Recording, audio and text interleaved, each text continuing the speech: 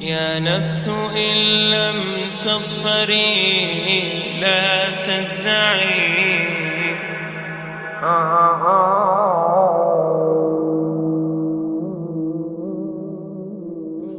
All the praise is for Allah,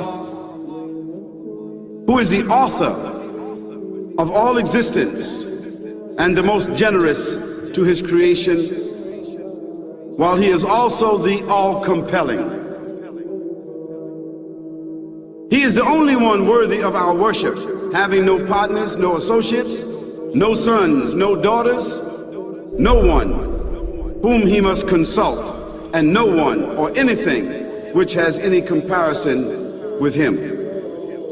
All the praise is for Allah, who is the King of all who claim sovereignty, the only one who has the right to legislate for his creatures. He is the giver of life.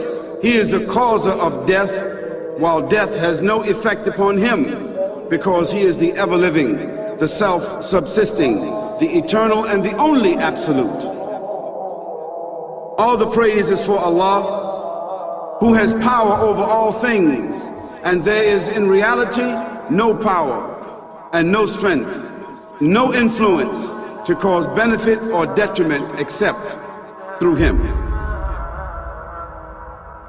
It is he who created this complex world, the seen and the unseen, the evident and the speculative, the earth and all that is on it, and everything that is in it.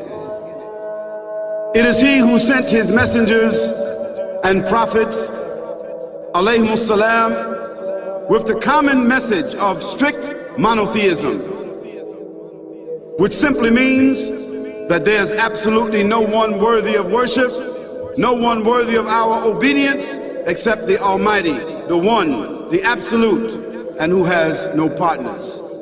The earlier messages which changed the world in the area in which the prophets were sent, those messages we know have changed. And even the prophets who brought them, their names are now lost. We just know in general because Allah told us in the Quran, وَلَقَدْ بَعَثْنَا فِي كُلِّ أُمَّةٍ رَسُولًا أَنْ يَعْبُدُوا اللَّهَ وَاجْتَنِبُوا الطَّاغُوتَ.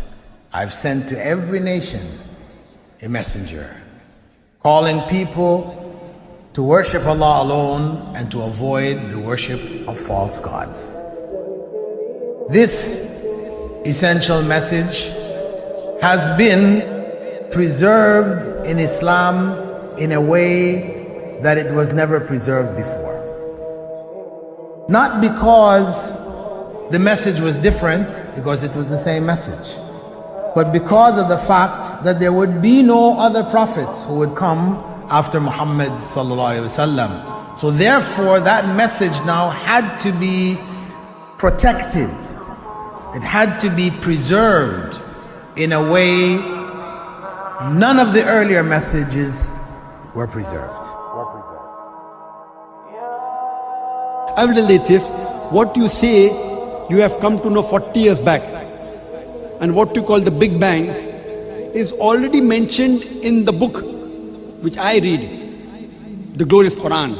It's mentioned 1400 years ago in Surah Anbiya, chapter number 21, verse number 30, which says, Avalam yaral lazina kafaru.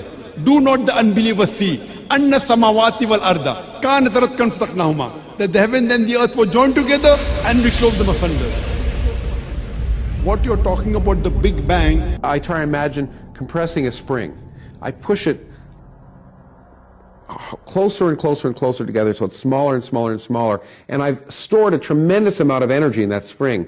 And when I let it go, it bursts out, it bursts out, it bursts out. The creation of the universe, which you came to know 40 years back, is already mentioned in this book, the glorious Quran, 1400 years ago. Who could have mentioned that in the Quran? So the atheist will say, maybe someone wrote, maybe it's a fluke, maybe it's a guesswork. A human being, regardless of who they are, or where they are, or what they do, will have this curiosity. They'll want to know, why am I here? How did I get here? And do I have a purpose? And if so, what is it? The only one who would really be able to answer that question would be the Creator himself.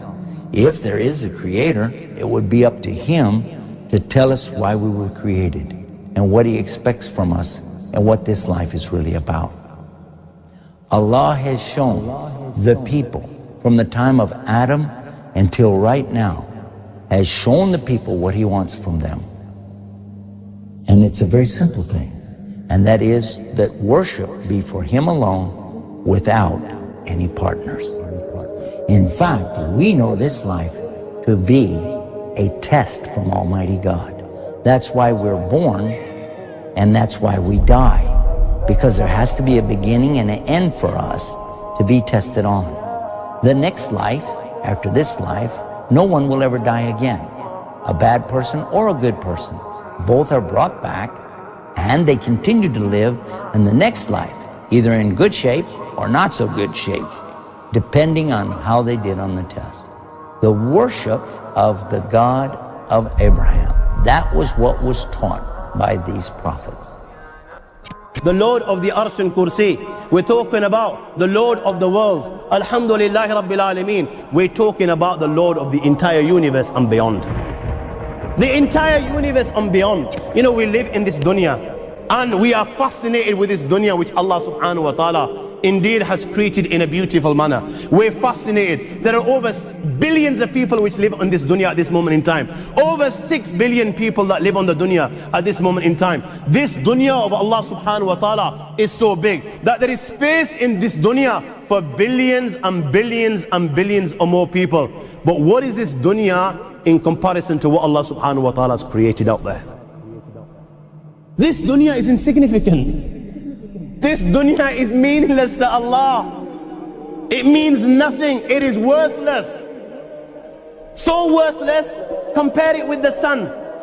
The sun is one star. You know more science than me. You'll be able to tell me better. Take this planet Earth and you place it inside the sun, and you will be able to place 1.3 million Earths in the sun. 1.3 million Earths in the sun. Allahu Akbar. Allah is the greatest. The sun is one star. One star.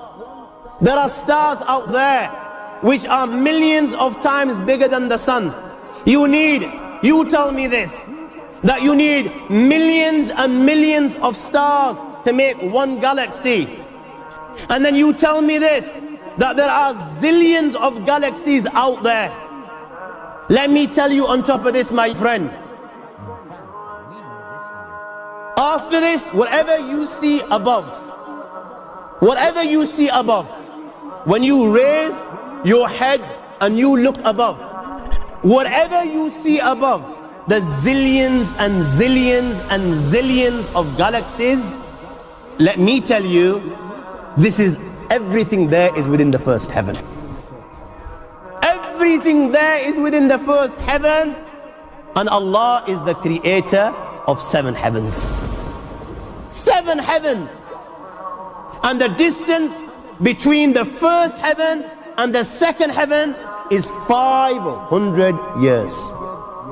You know, the distance that can be covered in 500 years, at what speed? Only Allah knows. Only Allah knows. But it will take 500 years to get from the first heaven to the second heaven. 500 years from the second to the third, third to the fourth, fourth to the fifth, fifth to the sixth, sixth to the seventh. Every time it will take 500 years. After the 7 heavens,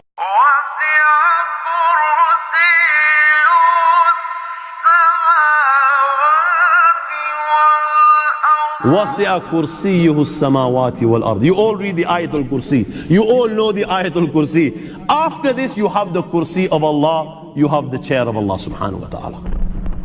You know these 7 heavens that we've just talked about? In comparison to the Kursi of Allah, they're non-existent. They're meaningless. Rasulullah sallallahu alaihi wasallam has given an example in a hadith just to give us a little bit of understanding with regards to the 7 heavens in comparison to the Kursi of Allah. Take a ring from your finger, take it off, the small ring that you have, and place it, let's say, in a desert, the Sahara Desert. It's the biggest desert in the world. You know that ring that we take off from our fingers and place it in the Sahara Desert? What comparison is in between the ring and the Sahara Desert? Nothing. Nothing. The 7 heavens is the ring, and the Kursi of Allah is the Sahara Desert. After the Kursi of Allah, you have the Arsh of Allah. وَكَانَ أَرْشُهُ عَلَى الْمَاءِ. You have the Arsh of Allah. Again, Rasulullah has explained, so just so that we can understand. Take the ring, place it in the desert. This time, the ring is the Kursi and the Arsh is the desert. What is the Kursi in comparison to the Arsh of Allah? Nothing. Then you have angels which carry the Arsh of Allah. Their heads are in the 7th heaven and their feet are in the lowest earth. My friends, then you have the Lord of the Arsh and Kursi. لا تدركه الأبصار ويدرك الأبصار وهو اللطيف الخبير. He is beyond the size of Allah, who Allah is, what Allah is. The greatness of Allah is beyond the comprehension of my little mind. This is the being that you and I are messing with.